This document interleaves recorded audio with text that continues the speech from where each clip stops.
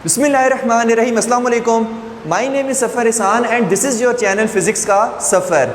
आज के लेक्चर में हम शुरू करने वाले हैं चैप्टर नंबर 20 जिसका नाम है एटॉमिक स्पेक्ट्रा। और इसमें हम जो फर्स्ट टॉपिक डिस्कस करेंगे वो है एटॉमिक स्पेक्ट्रम, और इसी लेक्चर में हम डिस्कस करेंगे एटॉमिक स्पेक्ट्रम ऑफ हाइड्रोजन।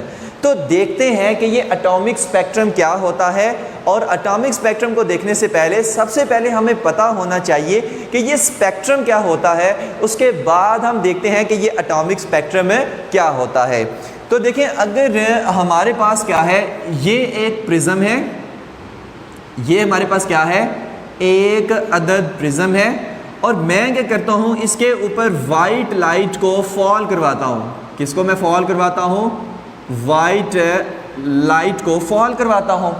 अब जब वाइट लाइट को मैंने इस पर फॉल करवाया तो मैंने देखा कि वाइट लाइट, और मुझे ऐसा लगा कि शायद इसमें सिर्फ एक ही वेवलेंथ है, ये सिर्फ एक ही वेवलेंथ की लाइट है, ये वाइट लाइट जो है।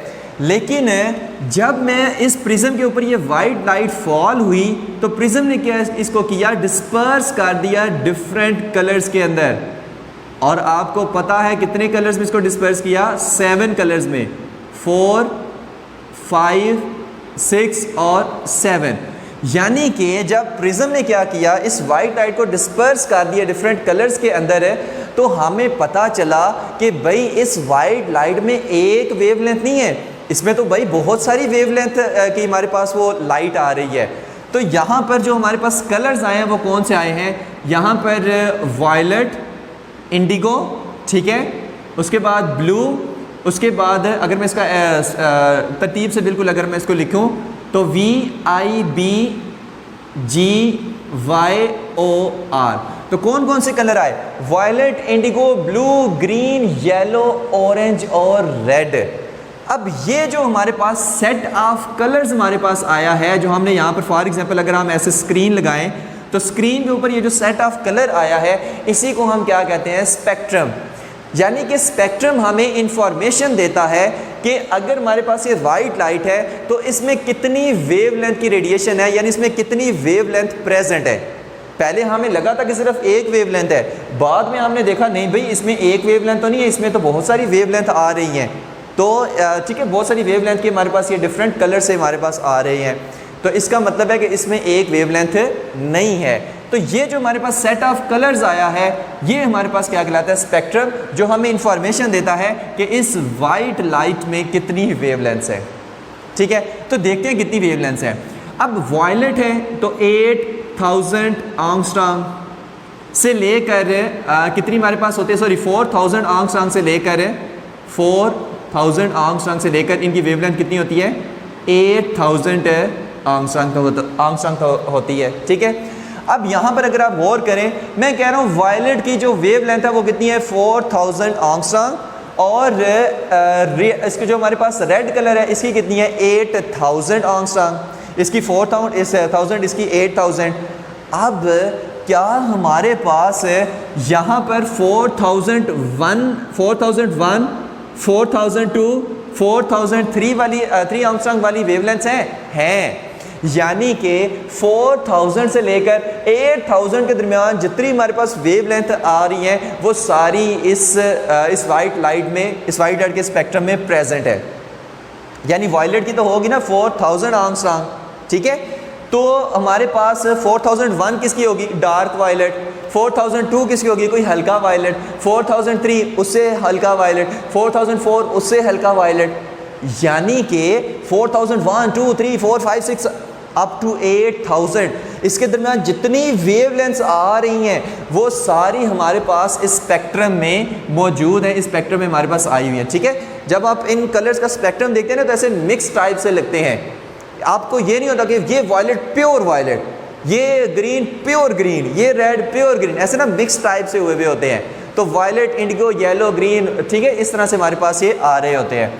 तो यानी कि फॉर एग्जाम्पल वायलेट और इंडिगो के दरमियान में भी कई वेवलेंथ आ रही हैं, इंडिगो और ब्लू के दरमियान में भी कई वेवलेंथ आ रही हैं, ब्लू और ग्रीन के दरमियान में भी कई वेवलेंथ आ रही हैं। तो ये जो हमारे पास ऑल द वेव्स जो इसमें प्रेजेंट्स हैं, ऑल द वेवलेंथ जो इसमें प्रेजेंट्स हैं, ठीक है, तो ये हमारे पास क्या कहलाता है, कॉन्टिन्यूअस स्पेक्ट्रम। कॉन्टिन्यूअस स्पेक्ट्रम, ऐसे स्पेक्ट्रम को हम क्या कहते हैं, कॉन्टिन्यूअस स्पेक्ट्रम। ठीक है, कि जिसमें सारी वेवलेंथ प्रेजेंट है, 4000 से लेकर 8000 तक सारी वेवलेंथ इसमें प्रेजेंट है। तो ऐसे स्पेक्ट्रम को हम क्या कहते हैं, कॉन्टिन्यूअस स्पेक्ट्रम। ठीक है, अब यहाँ पर देखिए स्पेक्ट्रम क्या होता है, सेट ऑफ कलर्स।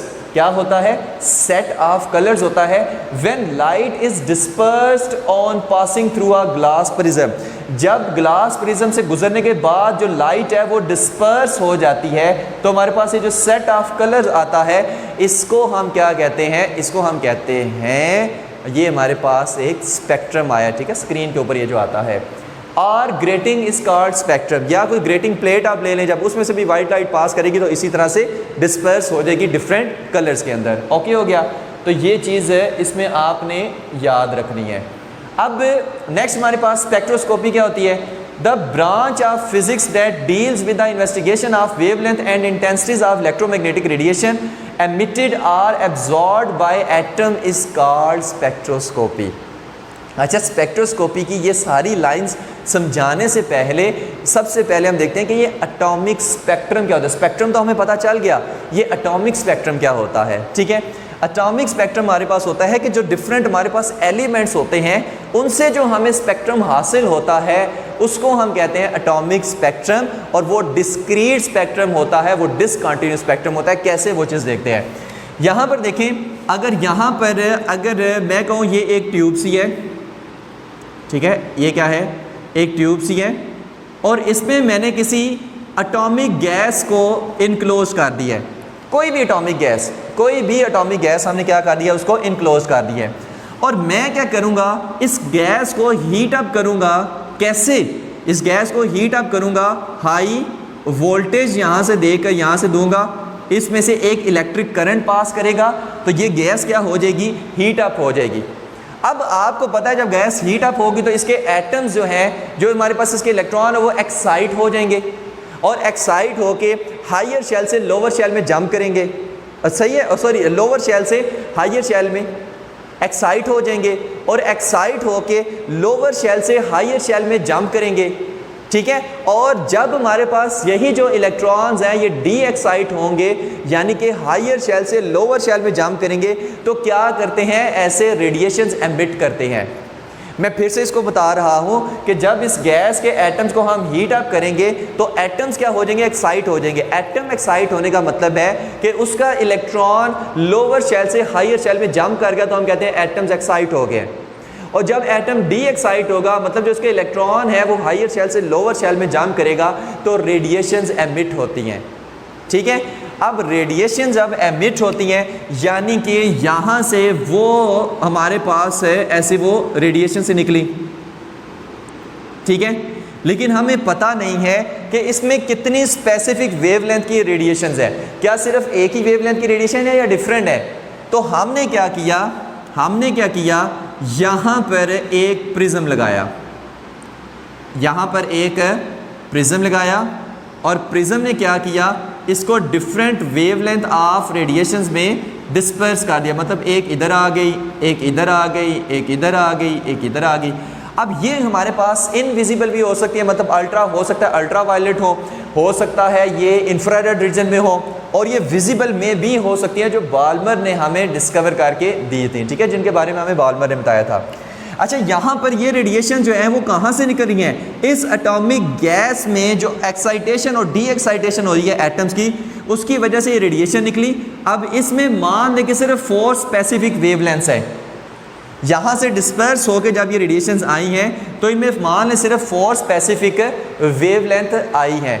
अब यहाँ पर 1, 2, 3, 4, क्या इसके दरमियान में कोई वेवलेंथ है? नहीं, हमारे पास सिर्फ 4 स्पेसिफिक वेवलेंथ आई हैं।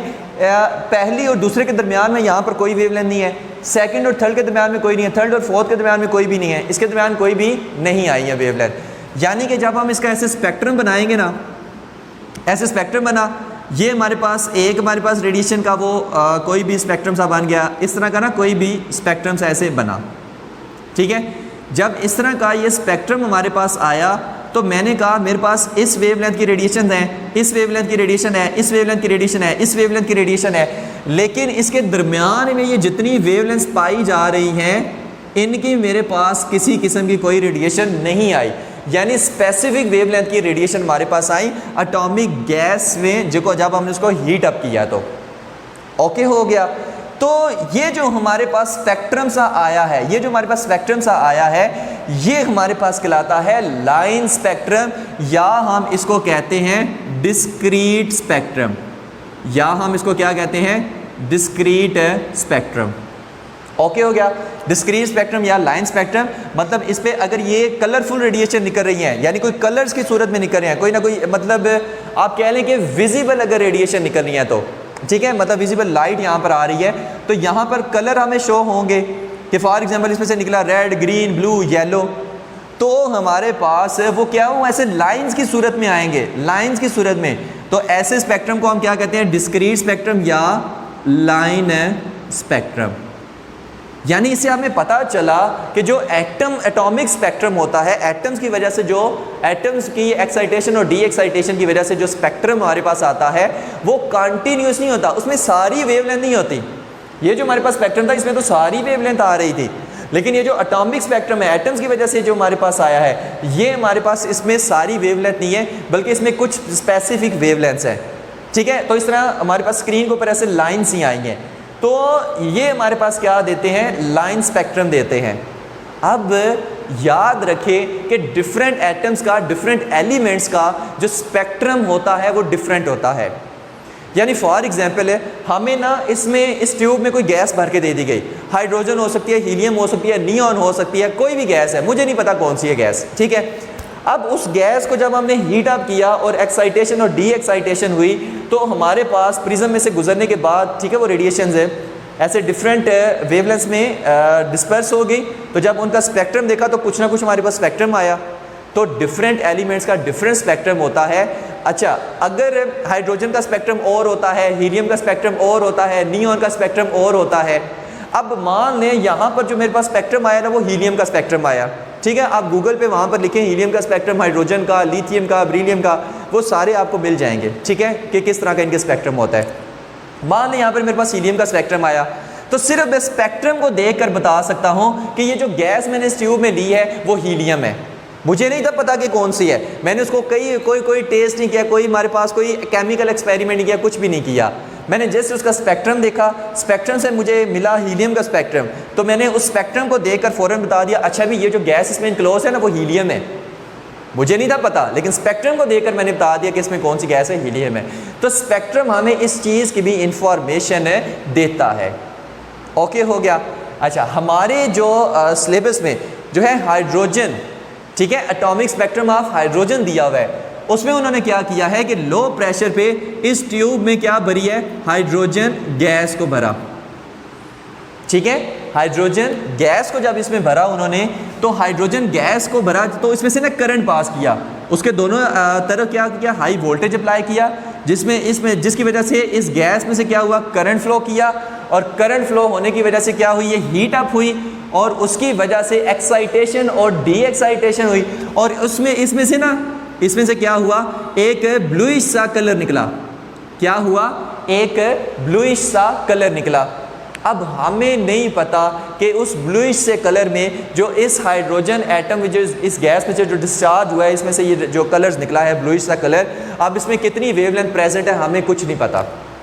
लेकिन जैसे ही मैंने इसको इस प्रिज्म में से गुजारा तो ये हमारे पास डिफरेंट कोई 4 या 5 इसमें से ना ऐसे कलर से निकले, जिसमें से कौन सा कलर हमारे पास कौन सा आया था, रेड, ब्लू, ग्रीन, ब्लू और वायलेट सा कलर इसमें से आया। ठीक है, आप या इसमें लिख भी लें कि रेड, ब्लू, ग्रीन और ब्लू और वायलेट, इस तरह के ना इसमें कलर से आए। तो यहाँ पर ये हमारे पास क्या है, फिर ये हाइड्रोजन का स्पेक्ट्रम है। इस कलर्स को यानी जब हमने स्क्रीन के ऊपर फॉल करवाया तो स्क्रीन के ऊपर जो स्पेक्ट्रम बना ना वो कुछ इस तरह का था, जिसमें इस तरह का बना, रेड कलर की लाइन, ब्लू ग्रीन कलर की लाइन, ब्लू कलर की लाइन, वायलेट कलर की लाइन, आगे भी 1-2 इस तरह की लाइंस आई। अब ये स्पेक्ट्रम किस चीज़ का है, ये स्पेक्ट्रम है हमारे पास हाइड्रोजन का। ये हमारे पास कहलाता है हाइड्रोजन स्पेक्ट्रम। अब इसमें गौर से देखना है, हमारे पास रेड कलर की वेवलेंथ है, बिल्कुल है, ग्रीन ब्लू ग्रीन कलर की वेवलेंथ है, बिल्कुल है। क्या इसके दरमियान में ये वाली कोई वेवलेंथ हमें मिल रही है? ये तो हमें कोई नहीं मिल रही। क्या ये वाली हमें वेवलेंथ मिल रही है? नहीं मिल रही। ये वाली वेवलेंथ, ये वाली वेवलेंथ, यानी इनके दरमियान वाली कोई वेवलेंथ हमें नहीं मिल रही। इसका मतलब है कि हाइड्रोजन का जो हमें स्पेक्ट्रम मिला है उसमें सारी वेवलेंथ प्रेजेंट नहीं है, उसमें कुछ स्पेसिफिक वेवलेंथ हमारे पास प्रेजेंट है, जैसे ये होगी, ये होगी, ये होगी, ये होगी, ये होगी, कुछ स्पेसिफिक जस्ट वेवलेंथ प्रेजेंट है, सारी वेवलेंथ प्रेजेंट नहीं है। तो ये जो हमारे पास इसका स्पेक्ट्रम आया ना, इसको हम कहते हैं लाइन स्पेक्ट्रम। तो याद रखें जो एटॉमिक स्पेक्ट्रम होता है वो कौन सा होता है? वो लाइन स्पेक्ट्रम होता है, क्योंकि उसमें सारी वेवलेंथ नहीं आती, उसमें हमारे पास कुछ स्पेसिफिक वेवलेंथ आती हैं। ओके ओके, जिस भी एटम का अगर आप स्पेक्ट्रम देखना चाहें तो कुछ स्पेसिफिक वेवलेंथ ऑफ रेडिएशन में एमिट करेगा, वो विजिबल भी हो सकती है, वो इनविजिबल भी हो सकती है। ठीक है, तो यहाँ पर जो आपकी बुक में एक अरेंजमेंट से शो की हुई है, हाइड्रोजन डिस्चार्ज सोर्स हमने लिया है, यही सारा सेटअप लिया है, आगे 2 स्लिट्स हमने लगाए हैं ताकि वो एक बीम की शक्ल में लाइट आ जाए।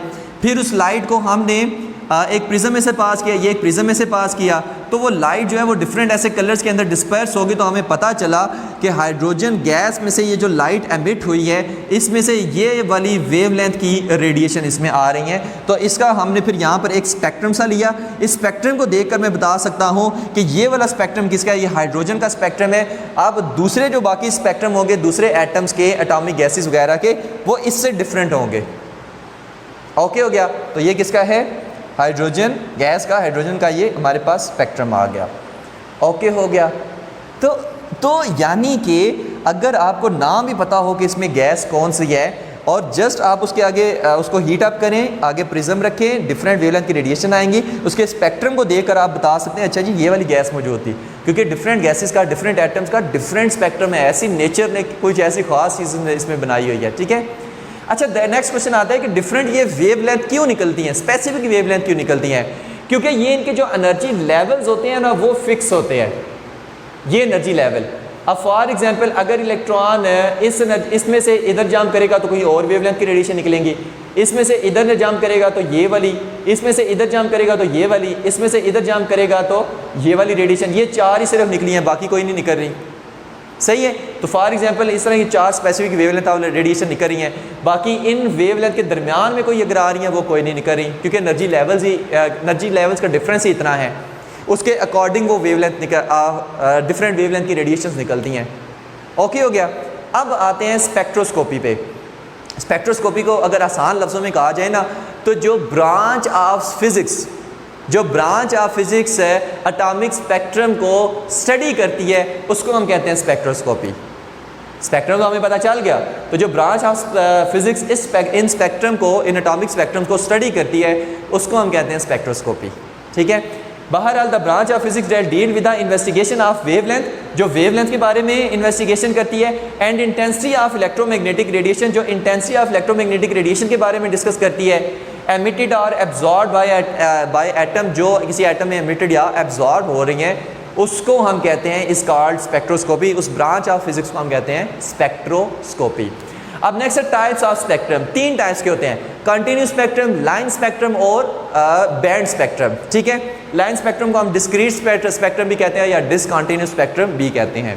तो ये हमारे पास कौन सा है? ये कंटिन्यूस स्पेक्ट्रम है, जो वाइट लाइट का हमारे पास आ रहा है। उसके बाद जो रेनबो बनती है वो कंटिन्यूस स्पेक्ट्रम है। जो वाइट लाइट का ये स्पेक्ट्रम आ रहा है ये कंटिन्यूस स्पेक्ट्रम है। क्यों? क्योंकि इसमें सारी वेवलेंथ प्रेजेंट है, तो जिसमें सारी वेवलेंथ प्रेजेंट हो वो कंटिन्यूस स्पेक्ट्रम होता है। इसी तरह जो ब्लैक बॉडी रेडिएशन है, जब हम उसको हीट अप करते हैं तो सारी वेवलेंथ की रेडिएशन वो एमिट करती है, तो जो उसका ब्लैक बॉडी का जो स्पेक्ट्रम बनेगा वो भी हमारे पास क्या होगा? कंटिन्यूस स्पेक्ट्रम होगा। तो इसकी एग्जांपल में आप क्या लिखेंगे? वाइट लाइट का स्पेक्ट्रम और ब्लैक बॉडी से जो रेडिएशन निकल रही है उसका स्पेक्ट्रम कंटिन्यूस स्पेक्ट्रम कहलाता है। ठीक है, उसके बाद लाइन स्पेक्ट्रम क्या होता है कि ये जो हमारे पास एटॉमिक गैसेस या एटम्स का, डिफरेंट एटम्स हमारे का जो हमारे पास स्पेक्ट्रम सा हमारे पास आता है, उसको हम क्या कहते हैं? लाइन स्पेक्ट्रम कहते हैं। ठीक है, नेक्स्ट आता है बैंड स्पेक्ट्रम। बैंड स्पेक्ट्रम क्या होता है? ये ऐसा स्पेक्ट्रम होता है कि जिसमें कलर जो है ना वो ऐसे बैंड्स की शक्ल में हमारे पास आते हैं।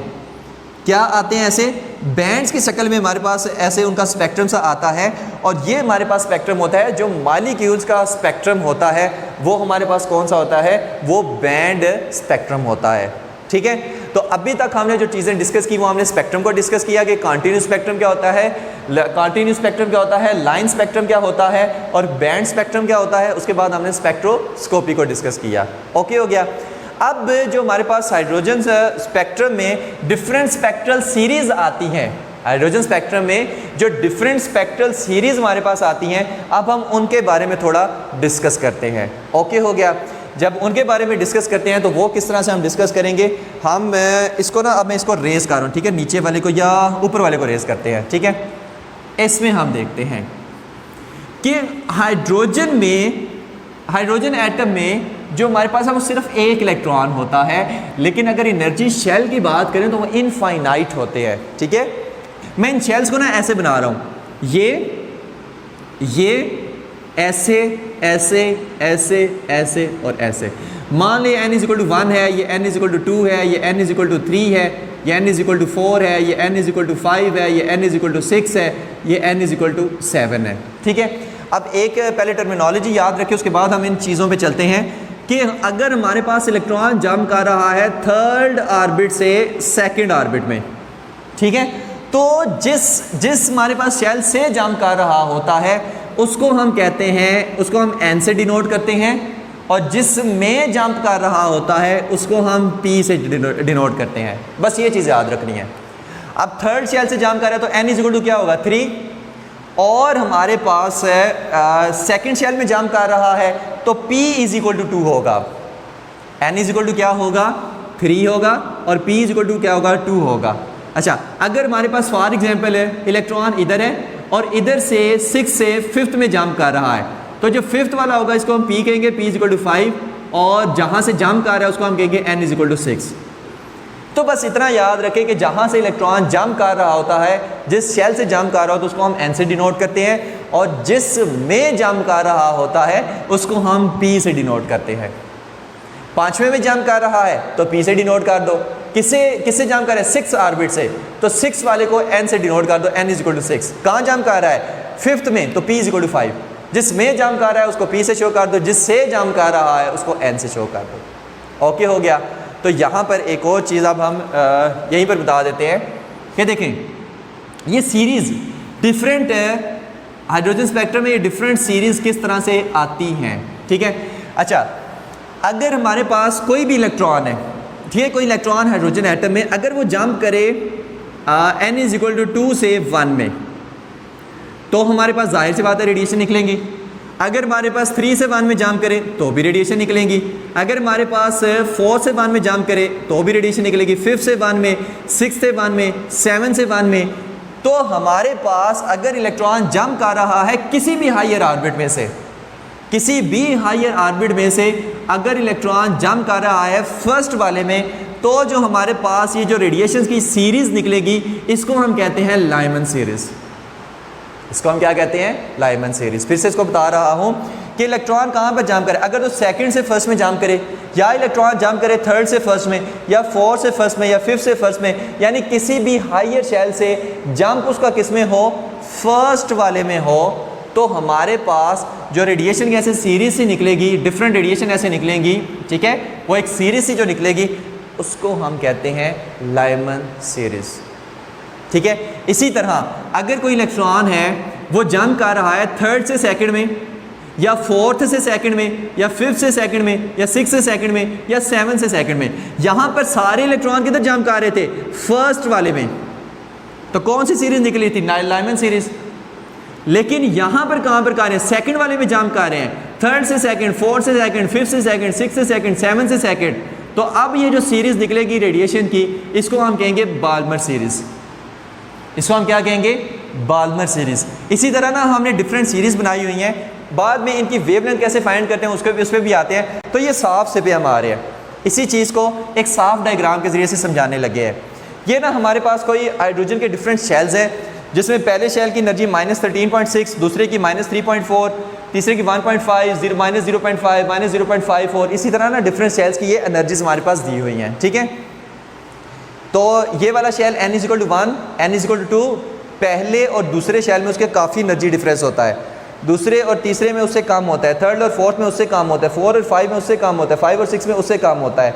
तो ये जो हमारे पास ऊपर की तरफ जाते जाएं तो इन एनर्जी शेल्स में ये जो डिफरेंस है ये कम होता जाता है। ओके हो गया। तो कितने मैंने बनाए हैं, n is equal to 1 2 3 4 5 6 7 8 9 10 11 up to infinity तक मैंने ये बनाए हुए हैं। ठीक है, तो देखें अगर हमारे पास इलेक्ट्रॉन जंप करे सेकंड से फर्स्ट में n is equal to 1, third से फर्स्ट में, फोर्थ से फर्स्ट में, या किसी भी हाइयर शेल में से जंप हो, लेकिन कहाँ पर जंप हो, फर्स्ट वाले में जंप हो, ये शर्त है, तो तब हमारे पास जो हमारे पास सीरीज़ निकलेगी रेडिएशन की वो हमारे पास कहलाएगी लाइमन सीरीज़। और कौन सी वेवलेंथ की रेडिएशन निकल रही है उसके लिए हमारे पास एक फार्मूला है, वो कौन सा है, 1/λ इज़ इक्वल टू RH और 1/p का स्क्वायर माइनस 1/n का स्क्वायर। ये आपने फार्मूला याद रखना है कि आपने अगर मालूम करना है ना, अगर सेकंड से फर्स्ट में वो जंप कर रहा है तो कितनी वेवलेंथ की रेडिएशन एमिट हुई है, तो हम ये वाला फार्मूला उसमें यूज़ करते हैं। ठीक है, जिसमें p क्या है, जिसमें जंप हो रहा है, n क्या है, जिससे जंप हो रहा है। ओके हो गया। तो जब हम इसमें लाइमन के लिए इसको हम यूज़ करें, और रेडबर्ग कांस्टेंट की हमारे पास वैल्यू कितनी होती है, RH is equal to 1.0974 into 10⁻⁷ पर मीटर। ये रेडबर्ग कांस्टेंट हमारे पास कहलाता है RH, और इसकी ये वाली वैल्यू होती है, और ये कांस्टेंट हमारे पास कांस्टेंट की वैल्यू है। ओके हो गया।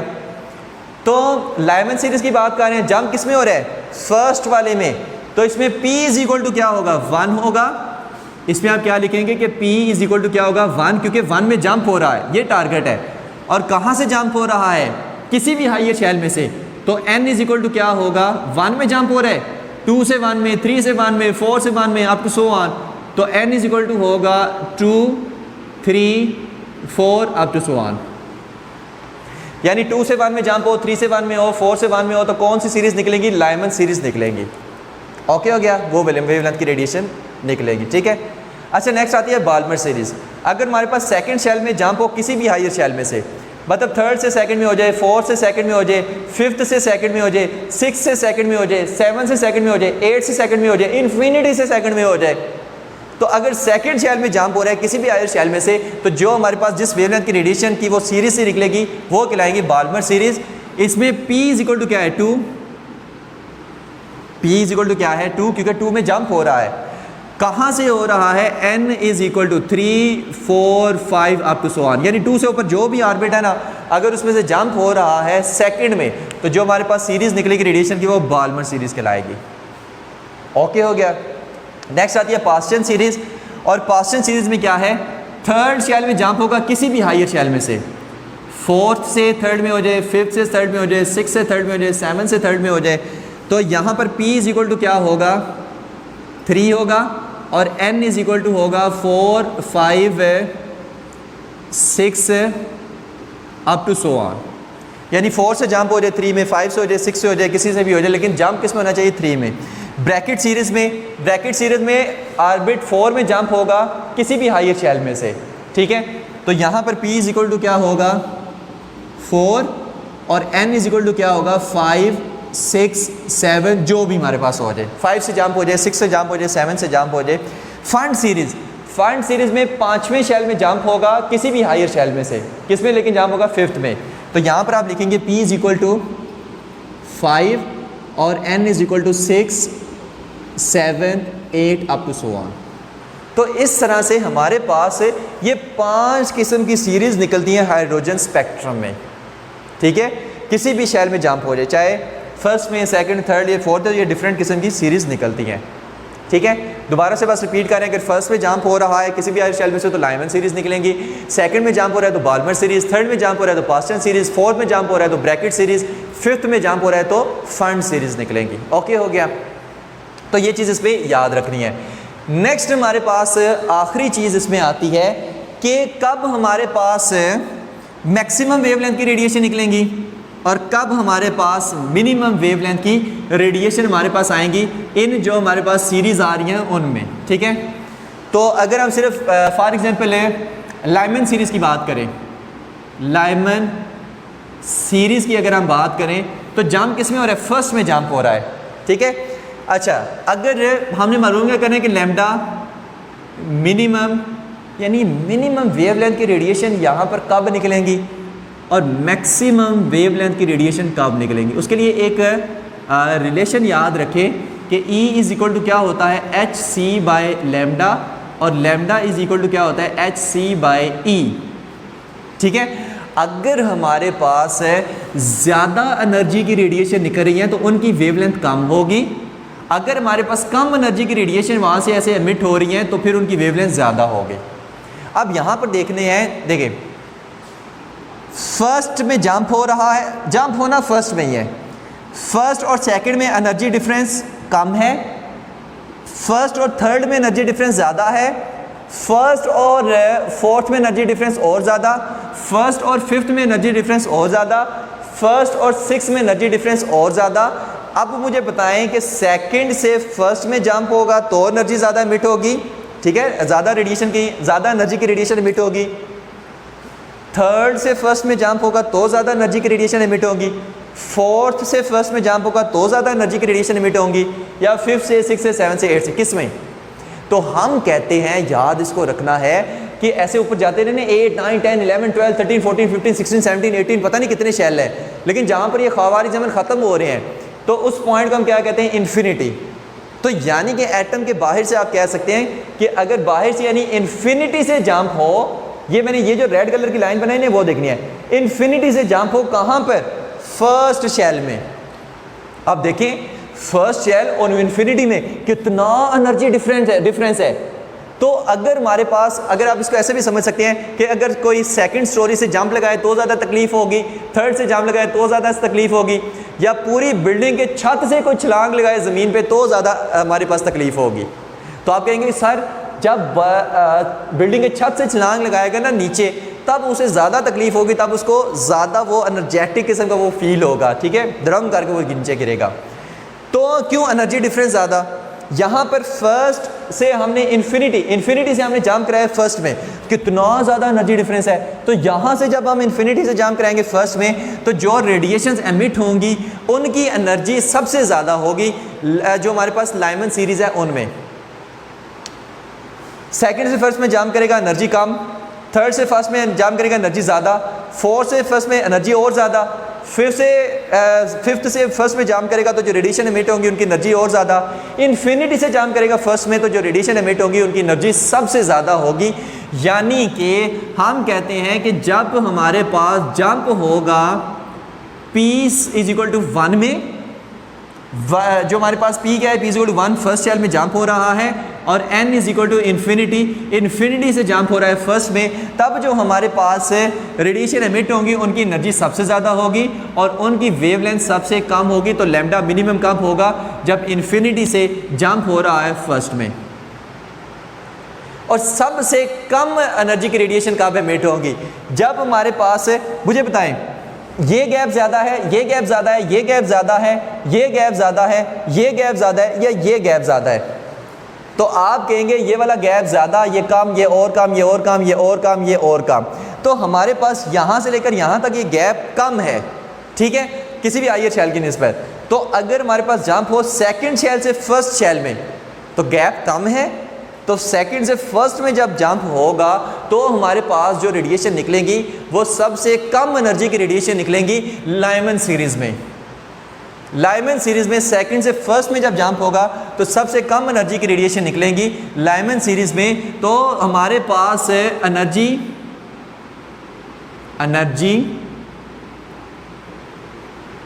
कम एनर्जी की रेडिएशन निकलेंगी तो उनकी वेवलेंथ क्या होगी, ज़्यादा। तो मैक्सिमम वेवलेंथ की रेडिएशन कब एमिट होंगी, जब हमारे पास जंप हो 1 में, और कहाँ से जंप हो 2 से। तो 2 से अगर 1 में जंप हो रहा है तो हमारे पास कम एनर्जी की रेडिएशन निकलेंगी लेकिन वेवलेंथ उनकी ज़्यादा होगी क्योंकि इन्वर्सली प्रोपोर्शन है। तो अक्सर एमसीक्यूज़ में अगर आपसे पूछे कि लाइमन सीरीज़ में सबसे कम वेवलेंथ की रेडिएशन कब निकलेंगी, तो आपने कहना जब इन्फिनिटी से जंप करे। सबसे ज़्यादा वेवलेंथ की रेडिएशन कब एमिट होंगी, जब सेकंड से फर्स्ट में जंप हो, ठीक है। इसी तरह अगर आप बाल्मर सीरीज़ की बात करें तो इसमें अगर हमारे पास थर्ड से सेकंड में जंप हो तो हमारे पास ज़्यादा वेवलेंथ की, मैक्सिमम वेवलेंथ की रेडिएशन निकलेगी। और अगर इन्फिनिटी से सेकंड में जंप हो तो मिनिमम वेवलेंथ की रेडिएशन निकलेगी। पास्टन की बात करें तो अगर फोर्थ से थर्ड में जंप हो तो मैक्सिमम वेवलेंथ की रेडिएशन निकलेगी। इन्फिनिटी से थर्ड में जंप हो तो मिनिमम वेवलेंथ की रेडिएशन निकलेगी। तो ये चीज़ें इसमें याद रखनी है, ठीक है, ये सारा कॉन्सेप्ट इसमें याद रखना है। तो यहाँ पर ये लेक्चर ख़त्म होता है। आखिरी 30 सेकंड के अंदर अंदर मैं इस कॉन्सेप्ट को दोबारा रिपीट कर रहा हूँ। अगर हमारे पास आपसे पूछा जाए कि फलां सीरीज़ के अंदर कब हमारे पास मिनिमम वेवलेंथ की रेडिएशन निकलेगी, तो अगर वो लाइमन की बात कर रहा है तो इसमें ज़ाहिर फर्स्ट में जंप होना है, तो आपके फर्स्ट में जंप हो अगर इन्फिनिटी से तो हमारे पास मिनिमम वेवलेंथ की रेडिएशन निकलेंगी। अगर फर्स्ट में जंप हो सेकंड शेल से तो हमारे पास मैक्सिमम वेवलेंथ की रेडिएशन निकलेंगी। ओके हो गया। और वेवलेंथ का एनर्जी से इन्वर्स रिलेशन होता है, वेवलेंथ ज़्यादा होगी तो एनर्जी कम होगी, वेवलेंथ कम होगी तो एनर्जी उनकी ज़्यादा होगी। तो ये हमारे पास ना hydrogen atomic spectrum of hydrogen में से हमारे डिफरेंट स्पेक्ट्रल सीरीज़ हमने पढ़ी है, इनको हम स्पेक्ट्रल सीरीज़ कहते हैं, लाइमन, बाल्मर। और एक और चीज़, आखिरी चीज़ तो भाई मोस्ट इंपॉर्टेंट रह गई, लाइमन सीरीज़ जो होती है ना, इनकी जो एनर्जी, इनकी फ्रिक्वेंसी वो बाकी सीरीज से सबसे ज़्यादा होती है। इनकी एनर्जी सबसे ज़्यादा, इनकी फ्रीक्वेंसी सबसे ज़्यादा और इनकी वेवलेंथ सबसे कम होती है अगर हम बाकी सीरीज से इसको कंपेयर करें। और ये जो लाइमन सीरीज़ होती हैं ये हमारे पास यूवी रीजन में लाया करती हैं, ठीक है, बट अल्ट्रा वायलेट रीजन में लाया करती है, यहाँ हमें आम आंख से नज़र नहीं आती। जो बाल्मर सीरीज़ होती हैं ये विजिबल रीजन में लाया करती हैं, यानी ये हमें नज़र आती हैं। और बाकी ये जो तीनों हैं ये इंफ्रारेड रीजन में लाया करती है, ये भी इंफ्रारेड में, ये भी इंफ्रारेड में और ये भी इंफ्रारेड रीजन में लाया करती है। तो बाकी पास्टन, ब्रैकेट और फंड सीरीज़ इंफ्रारेड रीजन में लाया करती है, बाल्मर सीरीज़ विजिबल रीजन में लाया करती है, मतलब और लाइमन सीरीज़ यूवी रीजन में, मतलब सिर्फ बाल्मर सीरीज़ है ये विजिबल है, बाकी सारी इनविजिबल हैं, बाकी सारी हमें आम आंख से नज़र नहीं आएंगी। ओके हो गया।